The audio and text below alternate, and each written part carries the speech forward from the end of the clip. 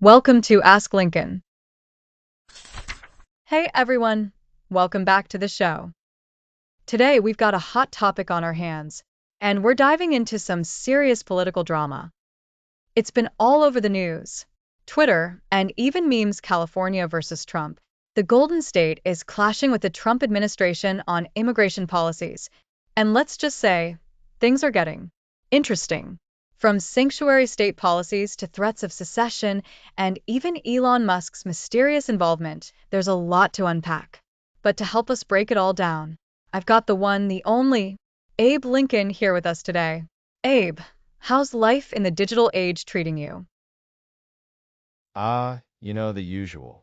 Life as a historical figure in 2025 is something else. I never thought I'd have to be on Twitter, but here I am, arguing with people about whether California should break away from the Union. But hey, when you spent most of your life fighting civil wars, a little online bickering doesn't scare me. I love it. You're right. This isn't your first showdown. Let's dive into it. So, California's been in the news for refusing to cooperate with President Trump's immigration policies, specifically his ICE raids. What's going on there?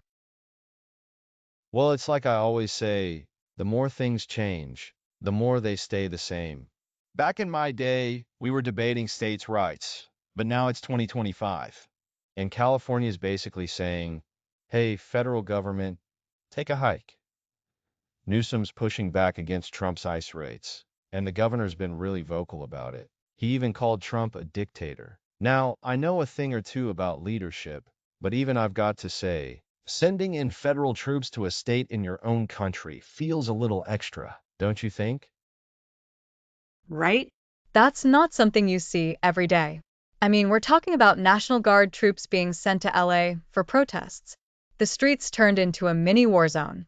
But the thing that's really blowing up on social media is the talk about California becoming its own country, the so-called California Republic. What's your take on that? Is California really looking to secede? Or is this just internet theatrics? Oh, I think it's more meme than reality. But still, it's hilarious in its own way. California's like, we're the fifth largest economy in the world who needs the feds. Honestly, though, if they went full Cal exit, they'd have to figure out a few things. Like, I don't know, how to exist as a country without being entirely dependent on federal funding. They'd have to set up their own defense, their own currency. It's like they'd be starting a brand new country with the economic clout of a startup tech mogul. A lot of moving parts. I don't think they've thought through all the logistics. Yeah, imagine the California passport control line. That's going to be wild. But you mentioned something really interesting, California being the fifth largest economy. That's a key point here. Governor Newsom even threatened to stop sending federal taxes to DC, which is a pretty bold move. Is that even a thing?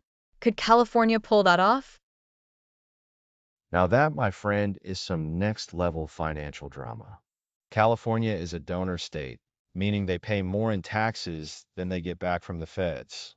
So Newsom's got a point when he says, why are we subsidizing red states? But let's not get carried away. You can't just withhold taxes without a pretty serious legal and economic backlash. Think of it like this. If California stops paying federal taxes, it's like they're throwing a tantrum while holding the credit card. The feds are going to come knocking.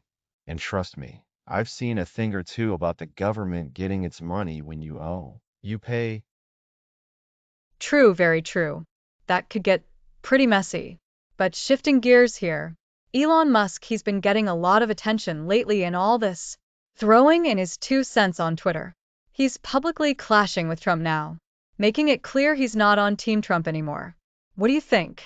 Is Musk just having fun trolling? Or does he actually have a say in how this plays out? Elon, the modern day meme lord, the man who tweets and makes waves on Mars literally. I can't decide if he's just bored with the whole space thing and decided, you know what, I'm going to start a Twitter war. But honestly, his role is a bit more than trolling. He's become a political wild card. He's got the power to amplify messages and sway a lot of public opinion, especially in a state like California. Musk is the epitome of billionaire influence.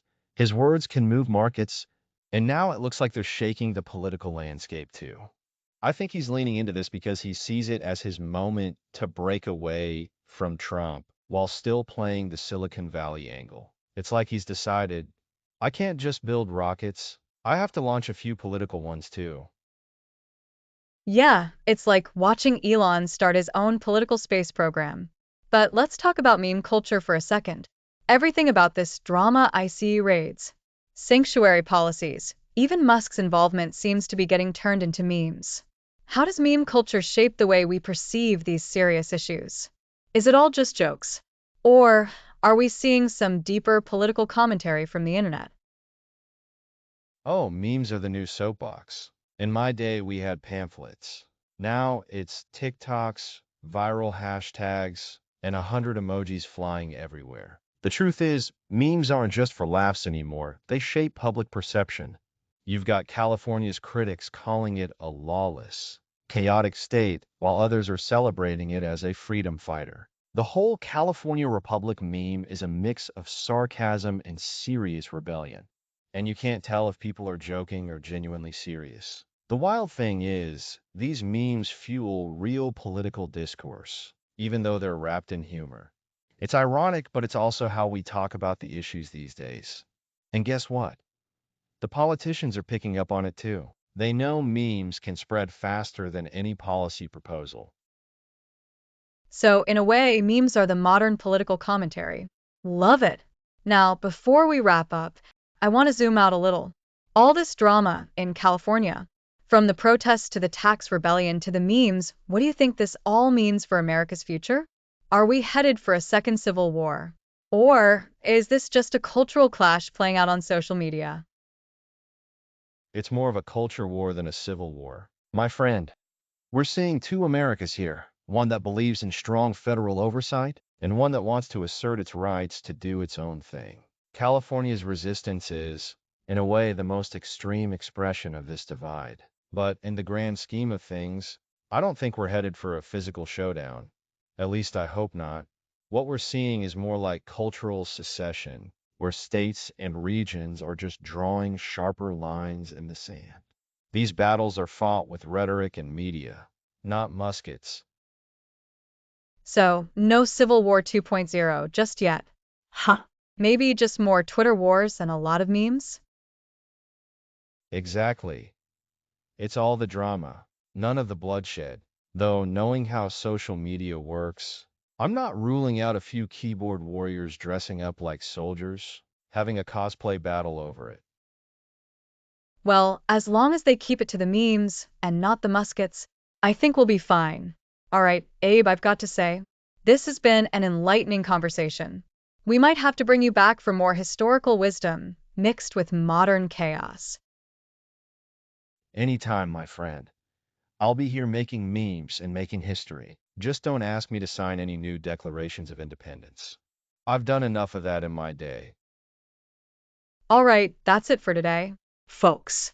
Keep an eye on California, keep your memes sharp, and stay tuned for more. Catch you next time. That's it for now. Got more questions?